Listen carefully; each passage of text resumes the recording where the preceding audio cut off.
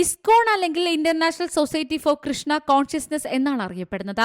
ഇസ്കോണിനെ ഒരു മൗലികവാദ സംഘടന എന്നാണ് ബംഗ്ലാദേശ് അറ്റോർണി ജനറൽ വിശേഷിപ്പിച്ചത്. രാജ്യത്തെ ക്രമസമാധാന നില സംബന്ധിച്ച് ഇസ്കോണിന്റെയും സർക്കാരിന്റെയും നിലപാട് അറിയിക്കാൻ അറ്റോർണി ജനറലിനോട് ഹൈക്കോടതി നിർദ്ദേശിച്ചിരുന്നു. ഹസീന സർക്കാരിന്റെ പതനത്തിന് ശേഷം ന്യൂനപക്ഷ സംഘടനകൾക്ക് നേരെ ഇസ്ലാമിക സംഘടനകളുടെ ആക്രമണം പതിവാണെന്നാണ് ആരോപണം. ഇതിന്റെ ഭാഗമായിട്ടാണ് ഇസ്കോണിനെ ലക്ഷ്യം വെച്ചതായി പറയുന്നത്.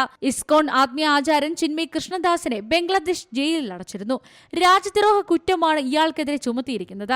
ദേശീയ പതാകയെ അപമാനിച്ചെന്ന കുറ്റത്തിനാണ് ഇയാളെ അറസ്റ്റ് ചെയ്തത്. ചിന്മയ്ക്കൊപ്പം 18 പേർക്കെതിരെ കേസെടുത്തിട്ടുണ്ട്. ഇതിനെതിരെ വ്യാപക അക്രമമാണ് ബംഗ്ലാദേശിൽ അരങ്ങേറുന്നത്. ചിറ്റഗോങ് കോടതിക്ക് പുറത്ത് നടന്ന പ്രകടനങ്ങൾ അക്രമാസക്തമായതോടെ ഒരു അഭിഭാഷകന് ജീവൻ നഷ്ടമായി. അക്രമത്തിന്റെ റിപ്പോർട്ട് സമർപ്പിക്കാൻ കോടതി ആവശ്യപ്പെട്ടിട്ടുണ്ട്. National desk C Malayalam news. ഏറ്റവും പുതിയ വാർത്തകളും വിശേഷങ്ങളും വിരൽ തുമ്പിലറിയാൻ സി മലയാളം ന്യൂസ് എല്ലാ ഡിജിറ്റൽ പ്ലാറ്റ്ഫോമുകളിലും ലഭ്യം.